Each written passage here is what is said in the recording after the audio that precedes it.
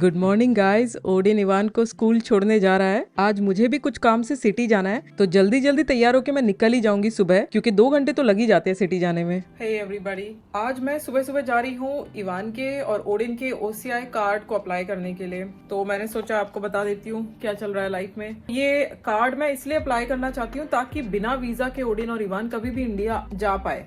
जैसे last time मैं India गई थी ना, बहुत प्रॉब्लम्स हुई थी। लाइक 2-2 महीने में वीजा मिलता है और बहुत सारे डॉक्यूमेंट्स देने पड़ते हैं हर बार। तो OCI कार्ड में क्या होगा, वो लोग भी इंडियन सिटीजन टाइप ही हो जाएंगे। जब भी हमको कभी भी अर्जेंटली भी जाना पड़ा, कल भी निकलना पड़ा, तो बिना कोई पेपर वर्क के हम लोग बस टिकट लेके निकल सकते हैं, जा सकते हैं, विजिट कर सकते हैं। तो काफी टाइम पहले मुझे करा लेना चाहिए था। सब लोग करा ही लेते हैं, मेरे को लेट हो गया क्योंकि मुझे ये डॉक्यूमेंटेशन से थोड़ा वो लगता है ना कि हाय। तो आज मैं जा रही हूँ डॉक्यूमेंटेशन के बारे में पूछने के लिए, या अटेस्टेशन करानी है, स्टैंप कराने हैं तो उनको अप्लाई करने के लिए। तो यही सब आज मुझे कराना है।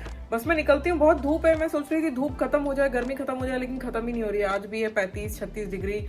और बस लेके फिर मेट्रो लेके मैं जाऊंगी। मैं ना अपने घर से बाहर निकली ही थी कि मुझे लगा कि भाई बस तो मैं नहीं ले पाऊंगी, एक तो लेट हो जाएगा और ऊपर से ये गर्मी भी झेलनी पड़ेगी, क्योंकि बस का जब वेट करते हैं तो कई बार 10-20-15 मिनट वेट करना पड़ जाता है, धूप में खड़े रहना पड़ता है। तो मैंने अपने सोसाइटी के गेट पे आते ही एक टैक्सी बुक करा ली, जो कि सीधा मुझे मेट्रो स्टेशन तक ले जाएगी। गर्मियों में टैक्सी बुक कराने का एक बहुत बड़ा डिसएडवांटेज ये है, जो कि मैंने एक्सपीरियंस किया है यहाँ पे, कि कई बार यहाँ टैक्सी वाले बहुत ज़्यादा स्मेल करते हैं। शायद वो नहाते नहीं है क्योंकि उनकी जॉब ऐसी है। तो आज भी मेरे साथ ऐसा ही हुआ, इसलिए ना मैं बस प्रेफर करती हूँ। बस एकदम खुली खुली सी लगती है। तो 10 मिनट में ही मेरा मेट्रो स्टेशन आ गया। देखो, घर से 5 किलोमीटर दूर है ये। स्टेशन पे आते ही एक यंग कपल स्पॉटेड। जब मैं चाइना में नई आई थी तो मुझे बहुत शॉकिंग लगा था कि कुछ लड़कियां यहाँ पे इतने शॉर्ट्स पहनती है टी शर्ट्स के नीचे, कि लगता है कि सिर्फ टी शर्ट ही पहना है। बट गर्मियों में इस टाइप के आउटफिट्स आर कम्प्लीटली एक्सेप्टेबल और उसको एक नाइस गर्ल आउटफिट मानते हैं।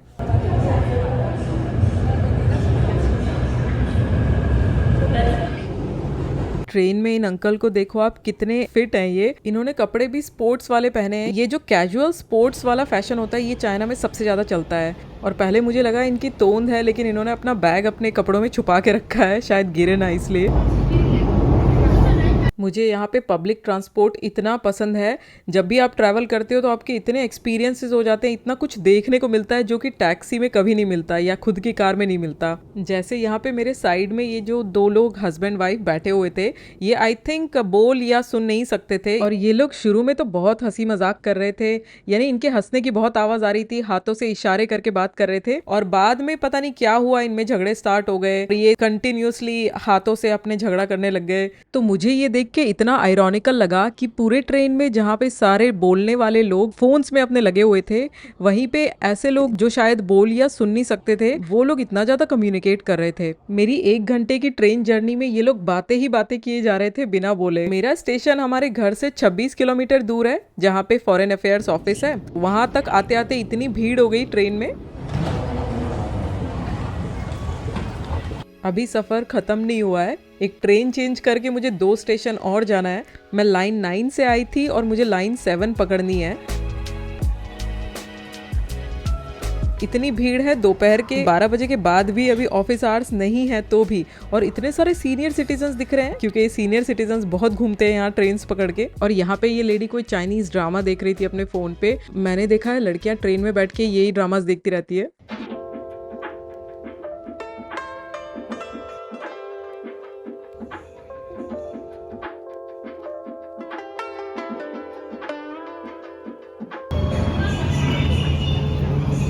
अब मैं अपनी लास्ट ट्रेन पकड़ रही हूँ और मैंने सोचा है कि बैठने की ज़रूरत है नहीं, तो सीट मैंने ढूंढी भी नहीं। बस साइड में कोने में जाके मैं खड़ी हो जाती हूँ।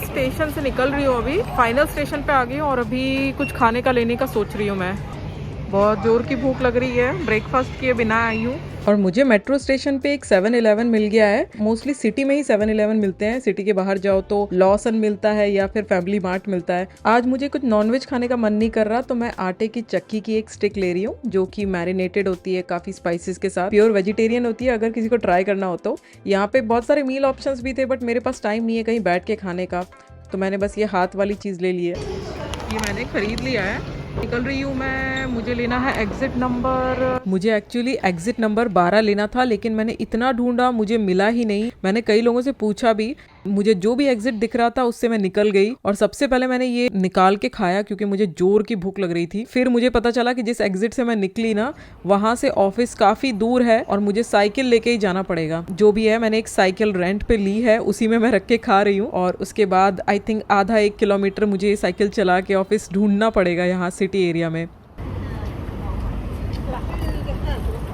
तो यहाँ पे जो फॉरेन अफेयर्स ऑफिस है ना वो जिंगान टेम्पल स्टेशन के पास है। तो जिंगान टेम्पल ना शंघाई का सबसे फेमस बुद्धिस्ट टेम्पल है क्योंकि ये बहुत बड़ा टूरिस्ट एरिया है। यहाँ पे आप ऐसा नहीं कि साइकिल लेके आप कहीं पे भी चले जाओ, तो रोड क्रॉस करनी है तो वॉकिंग ब्रिज के ऊपर चल के ही आपको रोड क्रॉस करनी पड़ेगी। मैंने बेकार में ही आज साइकिल ले ली रेंट पे। बहुत बिजी एरिया है, बहुत सारे फॉरेनर्स भी हैं। यहाँ पे मैंने खूब ढूंढा लेकिन कहीं पे भी जेब्रा क्रॉसिंग नहीं थी। ये जो आप ब्रिज देख रहे हो इसी के ऊपर चल के मुझे जाना होगा रोड के दूसरे पार, तो मुझे अपनी साइकिल यहाँ पे छोड़नी ही पड़ेगी। ये नियम शायद एक्सीडेंट्स को कम करने के लिए बनाया गया है। ऑफिस ढूंढते ढूंढते एक टूरिस्ट लोकेशन पे आ गई। जिंगान टेम्पल है, बहुत फेमस, आई थिंक ये शंघाई का सबसे फेमस बुद्धिस्ट टेम्पल है। इतनी मॉडर्न जगह के बीचों बीच बना हुआ है ये, इतनी सारी बिल्डिंग्स है यहाँ पे और पार्क वार्क भी है, सब कुछ है यहाँ पे। और मैंने कभी नहीं सोचा था कि इंडिया के बाहर मुझे अशोक स्तंभ देखने को मिलेगा बट आज वो भी देखने को मिल गया। और फिर मैं ना ब्रिज के ऊपर से रोड क्रॉस कर ही रही थी कि अचानक से मैंने सुना बड़े बड़े सायरन बजने लगे और लोगों के चिल्लाने की आवाज आने लग गई। तो फिर मैंने देखा कि एक लेडी रोड क्रॉस कर रही थी जो कि अलाउड नहीं था यहाँ पे। तो पुलिस वाला जोर से चिल्लाने लग गया, सारी पुलिस की गाड़ियां एक्टिवेट हो गई, एकदम सीन ही हो गया था।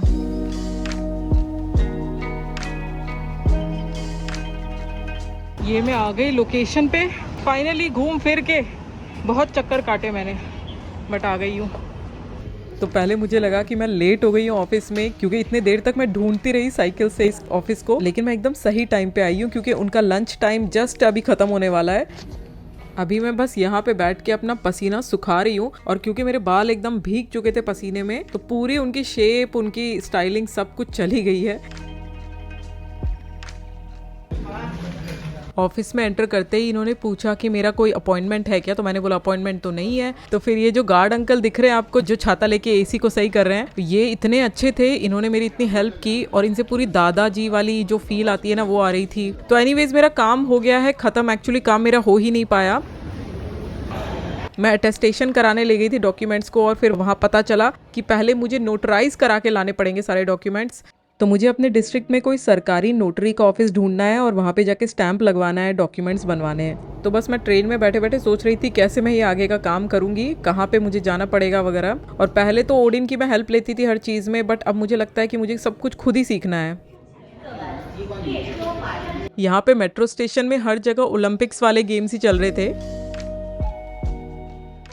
फिर जब मैं मेट्रो से निकल के बस स्टॉप की तरफ वॉक करके जाने लगी तो तपती धूप में अचानक से इतनी जोर की बारिश स्टार्ट हो गई कि आपको मैं बता नहीं सकती। एक तो मेरे पास छाता नहीं था, फिर मैंने सोचा कि यार इतनी धूप में मैं पूरा दिन घूम रही थी, इतने पसीने आ रहे थे तो अच्छा ही है बारिश में नहा लेती हूँ। एकदम फ्रीडम वाली फीलिंग आई मुझे, जैसी फीलिंग एडल्ट होने के बाद बहुत रेयरली आती है।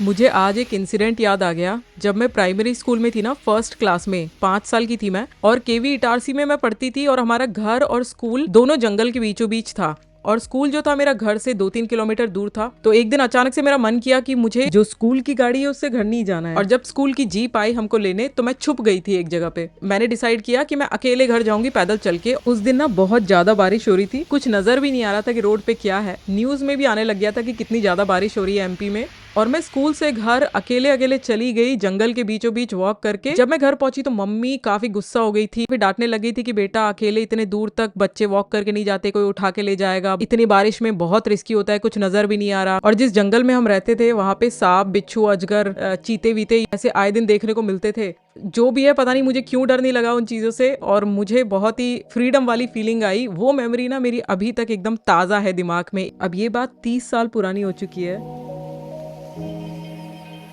और सच में बारिश के मज़े लेने के लिए ही मैं जीप से छुपी थी उस दिन।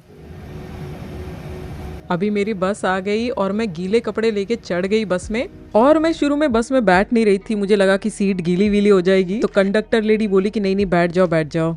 और यहाँ बस में मुझे इतनी ठंड लग रही है, यहाँ का एसी बहुत स्ट्रांग होता है।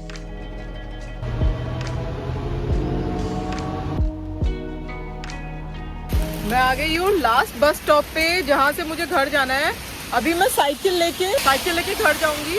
बहुत भूख लग रही है, चाय वाय पीऊंगी, थोड़ा पकोड़े वकोड़े बनाऊंगी। फिर ये साइकिल लेके सीधा गई मैं घर तक, और घर जाते ही सबसे पहले मैंने नहा लिया। मेरे बाल अभी तक गीले ही हैं। इवान स्कूल से वापस आ गया है और उसके लिए खाना बनाने के लिए मैंने फ्रिज चेक किया तो देखा सारी सब्जियां खत्म हो चुकी है।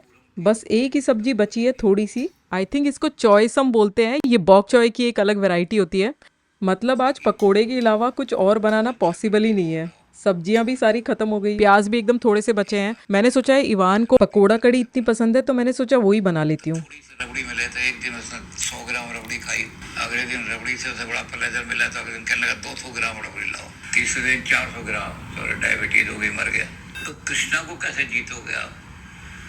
इस तृष्णा को मैंने पहले कई बार ब्लॉग्स में दिखाया है कि मेरे फ्रिज में जो कुछ भी सब्जी बची होती है उसी से मैं कुछ ना कुछ बना लेती हूँ instead of buying something new. क्योंकि पहले कई बार ऐसा होता था कि मुझे बहुत सारी सब्जियां फेंकनी पड़ती थी क्योंकि पुरानी हो जाती थी। अब मैंने इनोवेट करना स्टार्ट कर दिया है, नई नई डिशेस बनाने लगी हूँ।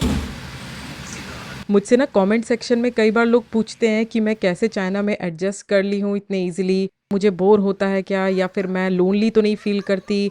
और ये भी कुछ लोग बोलते हैं कि मुझे गुस्सा नहीं आता क्या, या मैं शांति से कैसे सारे काम कर लेती हूँ। और ये क्वेश्चन भी बहुत आता है कि मैं पूजा पाठ करती हूँ कि नहीं। तो इन सब चीज़ों का एक ही जवाब है मेरी तरफ से कि मैं स्पिरिचुअल हूँ, और मैं हमेशा से ही थी काफ़ी हद तक, और अभी जैसे जैसे मेरी एज बढ़ रही है तो मैं और स्पिरिचुअल होती जा रही हूँ। मैं ना काफ़ी फिलोसफीज़ को, इंडियन फिलोसफीज़, वेस्टर्न फिलोसफीज़ को सुनती रहती हूँ, और मेरा साइंस में भी बहुत ज़्यादा इंटरेस्ट रहा है बचपन से। तो साइंस रिलेटेड मैं वीडियोज़ देखती रहती हूँ, क्या क्या नए अपडेट्स हो रहे हैं, क्या क्या नई रिसर्चेज हो रही है, उसमें मेरा बहुत मन लग जाता है। मन भी शांत रहता है और कुछ नया सीखने को मिलता है, इससे काफ़ी फुलफिलमेंट मिलता है, और मुझे गुस्सा ईजिली आता नहीं है। अब इसमें थोड़े थोड़े पकौड़े चिपकने लगे थे क्योंकि मैंने शैलो पॉट लिया है। मैं कम से कम तेल में फ्राई करना चाहती थी क्योंकि एक दो बार फ्राई कर लिया ना तो तेल वेस्ट हो जाता है, काम नहीं आता है।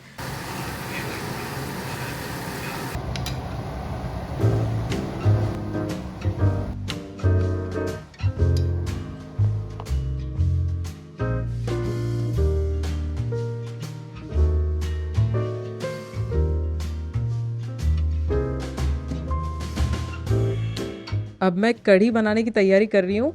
थोड़ा सा मैं बेसन ले रही हूँ, मैं कभी भी नाप के नहीं लेती हूँ, बस जितना मेरा मन करता है ले लेती हूँ। उसमें मेरा होममेड दही डाल रही हूँ पानी के साथ। इसमें मैं थोड़ा सा रेड चिली पाउडर डाल रही हूँ जो ज़्यादा स्पाइसी नहीं होता, इवान के लिए रखा है मैंने।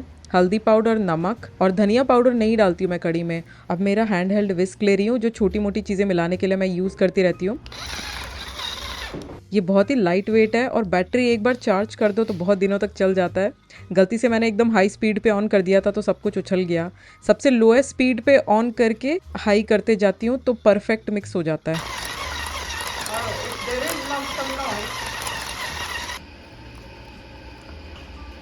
मुझे क्वांटिटी थोड़ी कम लग रही थी तो थोड़ा और दही मिला रही हूँ।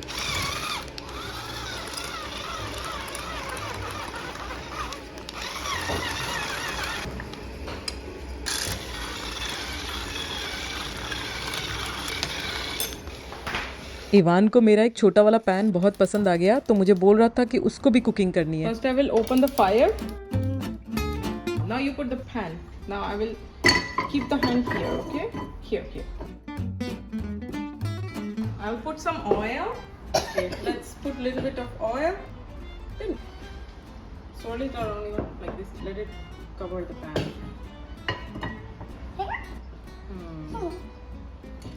Let it become a little hot. Here? Yes. Wow. Look, it's spluttering What's moving? because it's cooking. Garlic, Okay. put it inside. Okay. Okay, you. Okay. Look, you move it. People pop. People pop. You move it with the handle. Yes. And What is that? little bit of onion. Here, look, we need to swirl this around so everything will cook together. Look, that plant is broken now. You put it aside. Yes.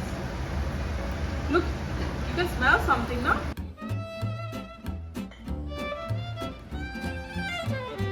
Put this like this and put inside. Okay.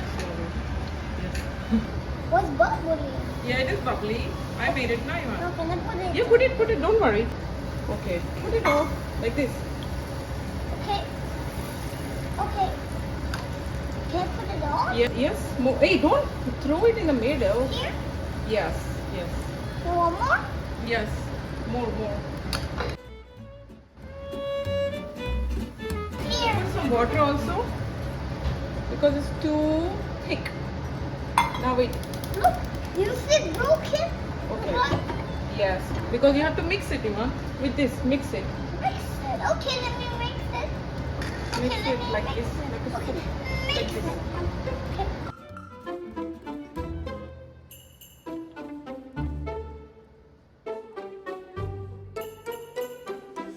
Look, it's becoming yellow. That's right. It's becoming yellow. What's happening? What has happened? Nothing happened. It's just cooking. It's bubbling. Mix. Don't push it. Just move it around. It's so awesome. Put this inside. Come on. Okay. You take it. Okay. Let me take it, okay?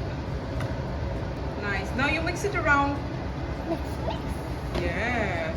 Mix. This is the first time you cook some food, Ivan. It looks so wonderful. So glossy. So beautiful. Okay, you can go back to room, Ivan. You're feeling hot now. Ivan की कड़ी अच्छी बनी थी और अब मैं बना रही हूँ मेरे लिए कड़ी और उसमें मैंने बस जीरा डाला है, राई डाली है, थोड़े से चॉप्ड अनियन, गार्लिक और कड़ी पत्ता मैं शुरू में डाल देती हूँ गैस बंद करके, जलना नहीं चाहिए। आज ये इवान को भी खिलाने वाली हूँ इसलिए मैं हरी मिर्च नहीं डाल रही, नहीं तो हरी मिर्च इस टाइम पे मैं डाल देती हूँ।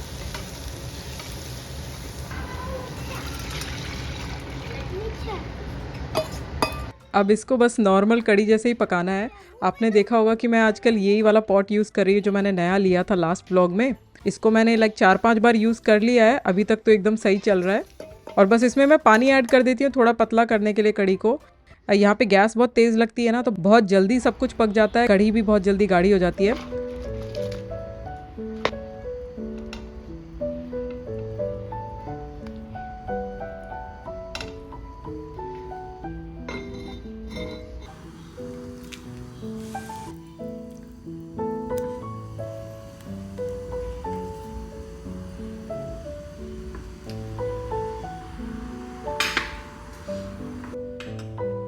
तो हमेशा की तरह आज भी इवान ने पकोड़ा कड़ी पूरी ख़त्म कर दी और अगले दिन कड़ी पत्ते का प्लांट आ गया जो मैंने ऑर्डर किया था कुछ दिन पहले। इसको देख के लग नहीं रहा कि ये जीने वाला है, बट मैं ट्राई करूंगी। और जब मैं ये व्लॉग एडिट कर रही थी तो मम्मी का भी मुझे कॉल आया था और उन्होंने दिखाया गणपति उन्होंने बिठाए हैं घर पे, मेरी भाभी और मम्मी ने। गणेश चतुर्थी की आप सब लोगों को शुभकामनाएं। तो गाइज आपको कैसा लगा व्लॉग मुझे कॉमेंट्स में बताना प्लीज़, और नेक्स्ट व्लॉग तक के लिए बाय।